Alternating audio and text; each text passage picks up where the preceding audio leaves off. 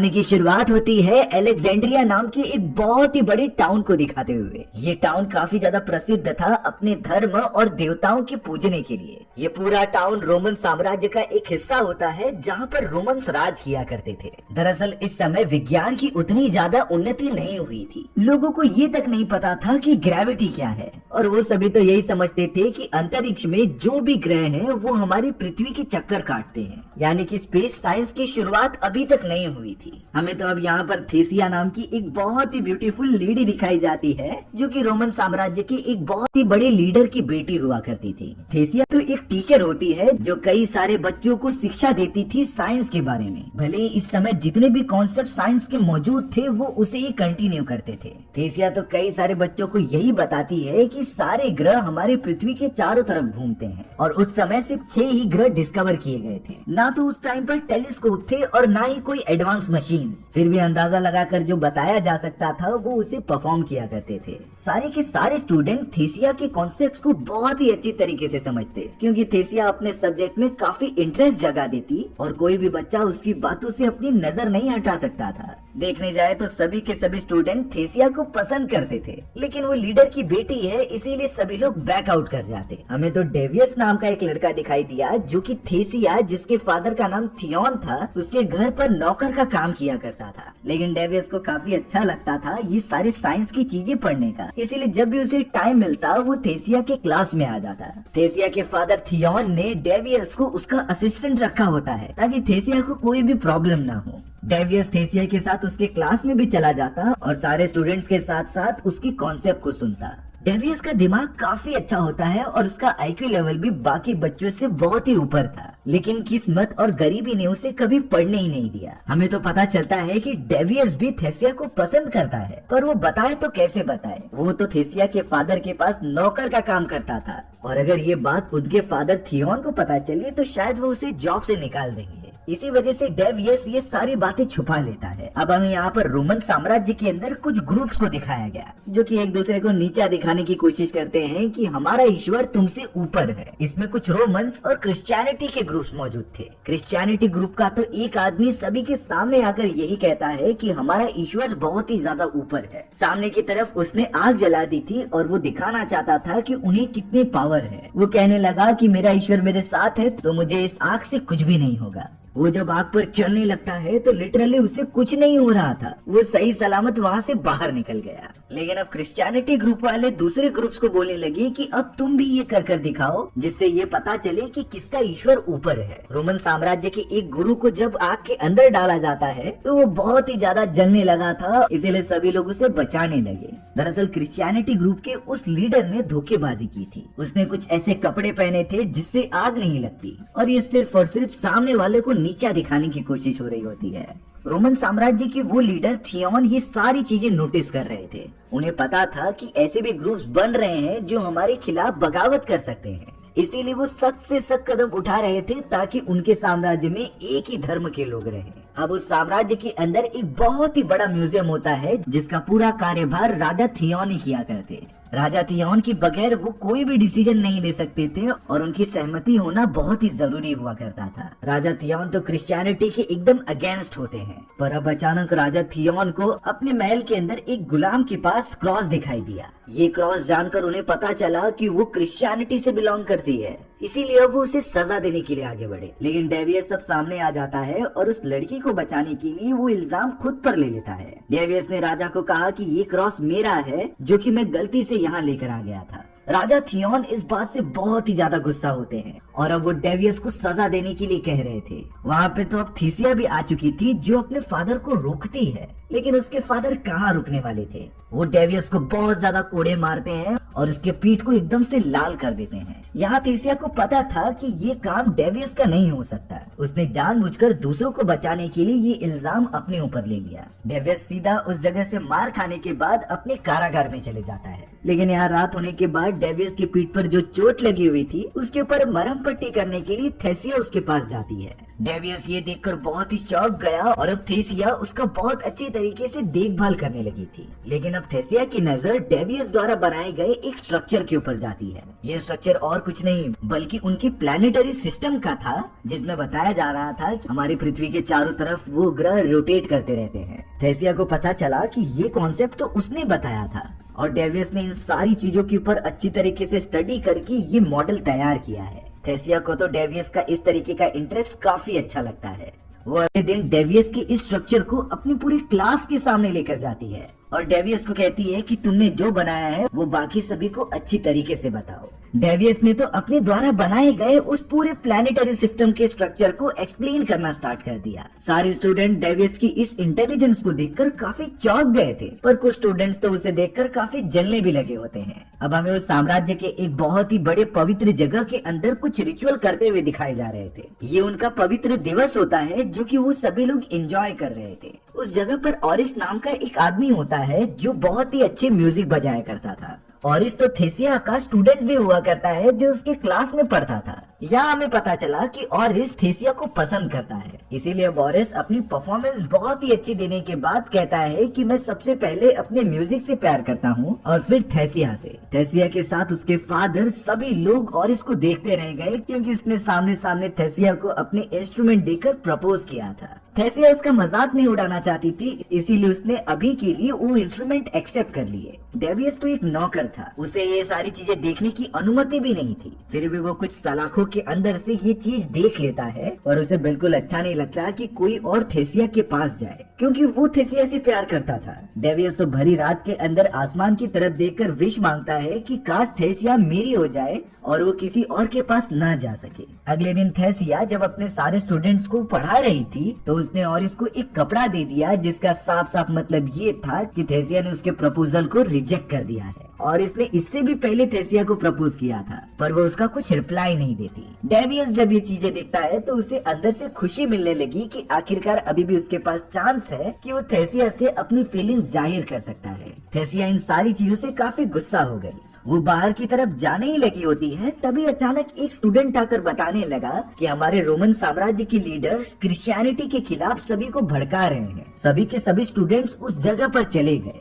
वो सारे लीडर्स तो यही कह रहे थे कि क्रिश्चियनिटी हमें खत्म करने की कोशिश कर रही है और अगर हमने आवाज नहीं उठाई तो हमारा वजूद ही मिट जाएगा, इसीलिए हमें क्रिश्चियनिटी पे पहले हमला करके उन्हें खत्म करना होगा। थेसिया ने जब ये बातें सुनी तो वो लीडर को आके कहने लगी होती है कि हम क्रांतिकारी नहीं है, हमें शांति से रहना है और अपने साम्राज्य को आगे बढ़ाना है। फिर थेसिया को पता चला कि ये सारी चीजें उसके ही फादर थियोन की मर्जी से हो रही है और उस साम्राज्य में थियोन जो कहते थे वही होता था। उन सभी लीडर्स ने अपने इस साम्राज्य के लोगों को इन्फ्लुएंस कर दिया, जिससे सारे के सारे स्टूडेंट्स और साम्राज्य के रहवासी अपने हथियार लेकर सीधा क्रिश्चियनिटी के उन लोगों की तरफ हमला करने के लिए चले गए जो कि उनके ईश्वर को बुरा भला कह रहे थे। रोमन साम्राज्य के सभी लोग क्रिश्चियनिटी पर हमला तो कर देते हैं, लेकिन उन्हें नहीं पता था कि क्रिश्चियंस के पास और एडवांस हथियार है। उनकी संख्या भी धीरे धीरे बढ़ती जा रही थी, जिससे कि रोमन साम्राज्य के कई सारे सैनिक और रहवासी मारे जाते हैं। ये चीजें राजा थियोन भी देख पा रहे थे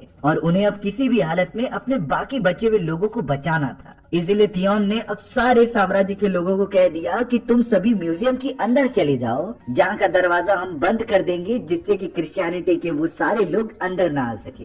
डेवियस और रोमन साम्राज्य के कई सारे लोग उस म्यूजियम के अंदर चले गए, जिसके बाद सही तरीके से उस दरवाजे को बंद कर दिया गया, जिससे क्रिश्चियनिटी के वो खतरनाक लोग अंदर आकर तबाही न मचा पाए। अब यहाँ किसी को अंदाजा नहीं होता कि डेवियस जो कि मजाक कर रहा था वो रियलिटी में क्रिश्चियन कम्युनिटी से बिलोंग करता है। डेवियस के साथ उसके और भी कई सारे दोस्त थे जो वहाँ पर मौजूद होते हैं। हालांकि डेवियस ने सोचा कि उसे यहाँ से चले जाना चाहिए अपने कम्युनिटी वालों के पास, लेकिन थेसिया उसे समझाती है कि इस समय तुम्हारा यहीं पर रहना जरूरी है क्योंकि इससे तुम और तुम्हारे दोस्त एकदम सेफ होंगे।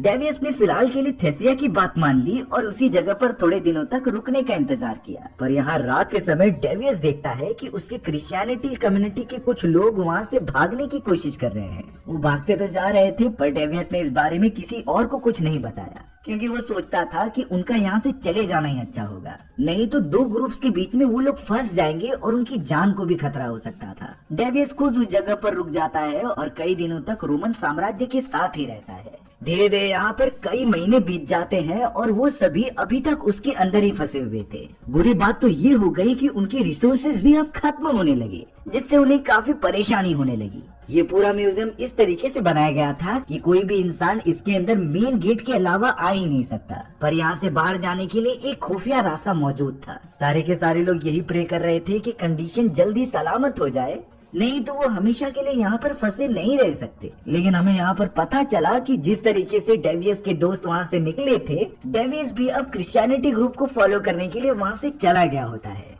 यानी एक तरीके से डेवियस ने उन सारे लोगों को धोखा दिया। पर कुछ समय बाद जो रोमन साम्राज्य की एम्परर्स थे, और ये वही होते हैं जो राजा के साथ कार्यभार को संभाला करते, वो सामने आकर ऐलान करते हैं कि तुम सभी बाहर निकल सकते हो, क्योंकि हमें पता है कि ये काम क्रिश्चियनिटी के लोगों ने ही शुरुआत किया था और वो इसके दोषी पाए गए हैं। जब ये सारी चीजें ऐलान की जाती है तो रोमन साम्राज्य के वो सारे लोग जो कि म्यूजियम में छुपे हुए थे, वो खुशी खुशी होकर बाहर निकलने लग जाते हैं। पर रोमन साम्राज्य के वो इम्प्रेस इससे पहले कुछ ऐलान कर रहे थे। वो कहते हैं कि भले ही तुम आजाद हो चुके हो और तुम्हारे ऊपर क्रिश्चियनिटी के लोग हमला नहीं करेंगे, पर तुम सभी के साम्राज्य के ऊपर अब हमारा हक होगा। यानी कि उन सभी लोगों ने जो इंफ्रास्ट्रक्चर बनाया है वो सब का सब अब इन इम्प्रेस के पास चला जाएगा। ये बात सुनते ही थीसिया और उसके साथ सभी लोग सारे स्ट्रक्चर्स को इकट्ठा करने लगे और अपने ग्रंथों को बचाने लगे उन सारे लोगों से। इस क्रिटिकल मोमेंट में भी थीसिया को बार बार विज्ञान का ही याद आ रहा था। थीसिया तो आसमान की तरफ देखकर यही सोच रही थी कि आखिरकार कोई भी चीज ऊपर जाती है तो वो नीचे क्यों गिर जाती है, क्योंकि आसमान में देखा जाए तो सितारे ऊपर की तरफ ही लगे हुए हैं।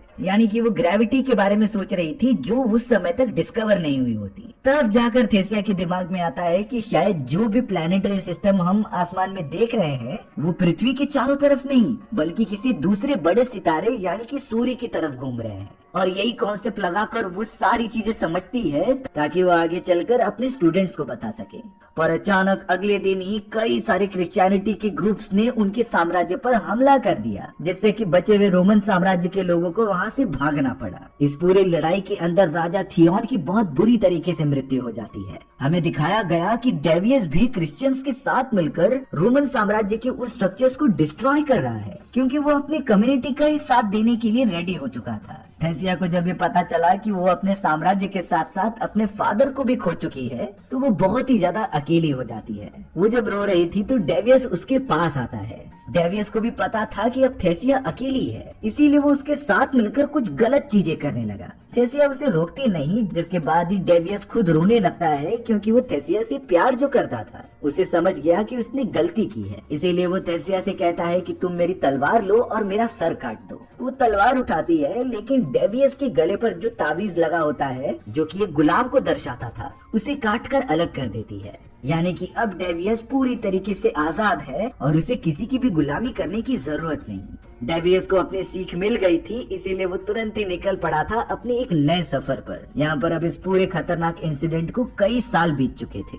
इतना समय बीतने के बाद हमें पता चला कि ऑरिस नाम का वो स्टूडेंट जो कि रोमन साम्राज्य से बिलोंग करता था, वो तो अब क्रिश्चियनिटी में कन्वर्ट हो चुका है और उसका उस कम्युनिटी के अंदर काफी बड़ा पद हो गया है, जो कि उनके मैनेजमेंट को कंट्रोल किया करता था। ऑरिस तो क्रिश्चियनिटी को सपोर्ट करते हुए रोमन साम्राज्य को खदेड़ने लगा। वो तो रोमन साम्राज्य के साथ काफी ज्यादा बुरा बर्ताव करते थे और उन्हें तो अपना गुलाम बनाने लगते हैं। उनके हिसाब से रोमन साम्राज्य के लोगों को इस जगह पर रहना ही नहीं चाहिए, और अगर हो भी तो उन्हें हमारी कम्युनिटी के साथ मिलना होगा। रोमन साम्राज्य से जो बहुत सारे लोग बगावत करने की कोशिश कर रहे थे, सभी को मौत के घाट उतार दिया जाता है। सभी का बहुत बुरा हाल था और किसी भी तरीके से वो अपनी जिंदगी गुजार रहे थे। लेकिन यहाँ पर थेसिया इन सारी चीजों से मतलब ना रखते हुए अपने विज्ञान पर ध्यान देती है। कुछ समय बाद जब ऑरिस थेसिया को नाव पर लेकर आता है तो थेसिया उस समय भी विज्ञान के बारे में सोच रही थी और कई सारे कॉन्सेप्ट क्लियर भी करती है। उसे एक आइडिया आया, इसीलिए वो जब नाव के अंदर जा रही थी तो एक नौकर को बोलकर वो ऊपर से एक बैग गिरवाती है। दरअसल यहाँ थेसिया का मानना था कि जब बोट चल रही है और अगर ऊपर से कुछ गिराया जाए तो वो चीज अपनी पोजीशन से थोड़ा सा पीछे गिरेगी, यानी बोट आगे चल रही है तो वो पीछे की तरफ जाएगी। लेकिन थेसिया के कहने पर जब वो नौकर ऊपर से बैग गिराता है तो वो उसी जगह पर गिरी। इस बात से वो बहुत ही ज्यादा परेशान हो जाती है कि उसके बनाए गए कॉन्सेप्ट काम क्यों नहीं कर रहे हैं। तब जाकर थेसिया समझ जाती है कि शायद पृथ्वी बाकी ग्रहों की चारों चक्कर लगाने के बजाय अपने एक्सेस पर इस तरीके से घूमती है कि लोगों को कुछ पता नहीं चलता था। इस समय में लोगों का ये मानना होता है कि पृथ्वी गोल नहीं बल्कि चपटी है, और अगर पृथ्वी के एंडिंग पॉइंट तक पहुंच गए तो वो वहाँ से गिर जाएंगे। ये अजम्पशंस पूरी तरीके से गलत होते हैं, लेकिन उस समय कोई भी प्रूफ नहीं था। सभी लोग अजम्पशन बनाकर ही आगे बढ़ते थे, पर थेसिया को ये चीजें जाननी थी और इसके तह तक पहुंचना था। वो हर मुमकिन कोशिश करती कि इन सारी चीजों का पर्दाफाश हो जाए। थेसिया के मन में ये भी आने लगा कि पृथ्वी पर अलग अलग वेदर्स कैसे हो सकते हैं। कभी गर्मी होती थी तो कभी ठंडी। आखिर इसके पीछे रीजन क्या था उसे नहीं समझता। तब जाकर उसका एक साथी उसे सजेशन देता है कि शायद सूर्य का साइज घटता बढ़ता होगा। जब सूर्य काफी बड़ा हो जाता तो हमें गर्मी लगती और वहीं कम हो जाता तो ठंड लगने लगती। उसने ये बोल तो दिया था, लेकिन थेसिया को ये कॉन्सेप्ट सही नहीं लग रहा होता। वो अपने प्रूफ के साथ ये सारी चीजें जानना चाहती थी। यहाँ कई महीनों की गुलामी के बाद बहुत सारे रोमन साम्राज्य के लोग क्रिश्चियनिटी के अगेंस्ट खड़े हो गए थे। इसी वजह से अपना दबदबा बनाए रखने के लिए वो उन सारे साम्राज्य के लोगों को बंदी बना लेते हैं। यहाँ तक कि उनके ऊपर जुल्म भी किया जाने लगा। थेसिया तो और इससे रिक्वेस्ट करती है कि वो अपने लोगों को समझाएगी, प्लीज तुम उन्हें टॉर्चर मत करो और उन्हें तकलीफ मत पहुंचाओ। पर और ये सारी चीजों में कुछ नहीं कर रहा था। भले ही वो इससे पहले रोमन साम्राज्य का ही सदस्य था, पर अब वो क्रिश्चियनिटी के साथ हो गया है तो उन्हें धोखा नहीं देगा। थेसिया के कहने पर भी कुछ नहीं होता और साम्राज्य के लोगों को मारा जाने लगा। यहाँ पर हमें डेवियस को भी दिखाया गया जो काफी बड़ा हो चुका था। वो उन क्रिश्चियनिटी लोगों के साथ होता है जो रोमन साम्राज्य के लोगों को मारते थे। लेकिन एक समय बाद डेवियस को भी समझ में आने लगा कि इसमें रोमन साम्राज्य के मासूम औरतों और बच्चों का कोई कसूर नहीं है। उन सभी को तो बेमतलब का खत्म कर दिया जा रहा है। डेवियस को भी यहाँ पर आवाज उठानी थी और वो ये सारी चीजें प्लानिंग भी करने लगा। अब अगले दिन दिखाया गया कि कई सारे रोमन साम्राज्य के लीडर्स क्रिश्चियनिटी वाले लीडर्स के पास जाते हैं। रोमन साम्राज्य के लीडर्स का ये कहना था कि हम सारे के सारे रोमन साम्राज्य के लोग अपने उस म्यूजियम के अंदर सेफ रहना चाहते हैं जहाँ पर वो अपनी आगे की जिंदगी गुजारेंगे। हालांकि क्रिश्चियनिटी के लीडर्स इस बात के लिए मान रहे थे, लेकिन उनकी एक शर्त थी कि तुम सभी के सभी लोगों को क्रिश्चियनिटी धर्म अपनाना पड़ेगा। लेकिन यहाँ पर रोमन साम्राज्य के लोग इसे नहीं मानते और खास करके थेसिया भी इसके अगेंस्ट थी। वो तो क्रिश्चियन लीडर को बहुत ही बुरा भला कहने लगी और ये भी बताती है कि तुम सभी कितने निर्दयी हो। क्रिश्चियंस के लीडर इस बात से बहुत ही ज्यादा गुस्सा हो गए। उन्हें थेसिया का इस तरीके से बात करना बिल्कुल भी पसंद नहीं था। इसीलिए अब जल्द से जल्द एक सभा बिठाई जाती है जिसमें सारे कंक्लूजन लेंगे कि आखिरकार इन रोमन साम्राज्य के लोगों का क्या करना है। क्रिश्चियनिटी के लीडर्स तो थेसिया को मारना चाहते थे, इसीलिए उन्होंने अपने सभी लोगों को ये गलत खबर बताना स्टार्ट कर दिया कि वो कोई वैज्ञानिक नहीं बल्कि एक खतरनाक विच है जो हमारे बनाए गए सारे रूल्स एंड रेगुलेशंस के अगेंस्ट जाती है।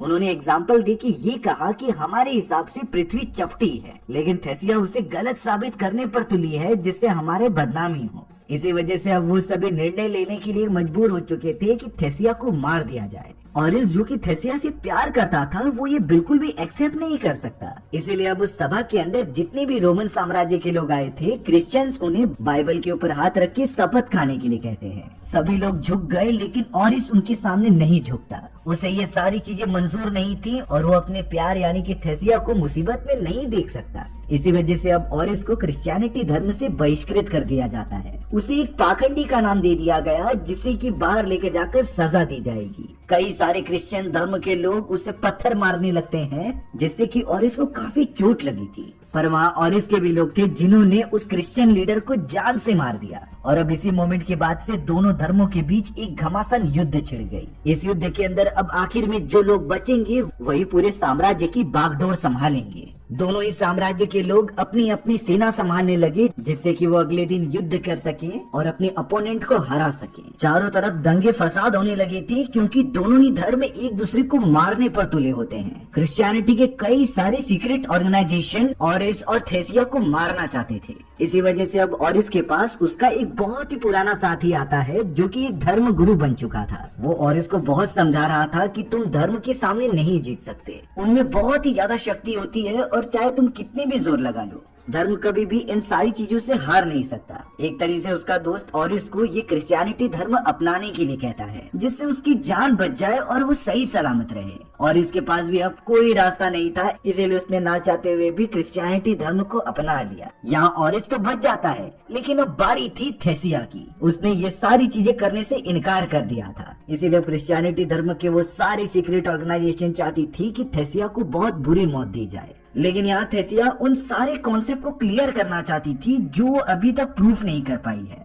वो अपने साथियों के साथ ये पता लगा लेती है कि पृथ्वी भी सूर्य के चक्कर काटती है और अंतरिक्ष में मौजूद सारे प्लैनेट्स पृथ्वी के नहीं, वो भी सन के ही चक्कर काटते थे। लेकिन पृथ्वी आखिरकार किस तरीके से चक्कर काटती है उसे ये अब पता करना था, यानी कि उसका मोशन सर्कुलर है या फिर किसी और स्ट्रक्चर में। थेसिया अपने एक्सपेरिमेंट में लगी हुई थी, वहीं दूसरी तरफ उसे मारने की प्लानिंग हो रही होती है। एक ग्रुप असाइन किया गया था जो बहुत ही ज्यादा कातिल होते हैं और उन्हें इनाम भी दिया जाने वाला था जब वो थेसिया को घसीट कर मारेंगे, क्योंकि क्रिश्चियनिटी वाले उस समय अपना दबदबा बनाने के लिए सभी के मन में डर पैदा करना चाहते थे। डेवियस को भी ये पता था, लेकिन वो भी अब अपने धर्म के अगेंस्ट नहीं जा सकता, क्योंकि अगर वो ऐसा करेगा तो वो भी मारा जाएगा। थेसिया तो सैंड के ऊपर एक अजीब तरीके की गोलाकृति बनाती है, जिससे कि वो प्रूव कर सके कि पृथ्वी का मोशन कैसा है सन के प्रति। वहाँ पर तो एक इलिप्टिकल ऑर्बिट बन जाता है, जिससे थेसिया को कंफर्म हो चुका था कि पृथ्वी सन के सर्कुलर ऑर्बिट में नहीं बल्कि एक इलिप्टिकल ऑर्बिट में घूमती है, जिससे सूर्य से निकलने वाली रेज अलग अलग जगहों पर पृथ्वी पर पड़ती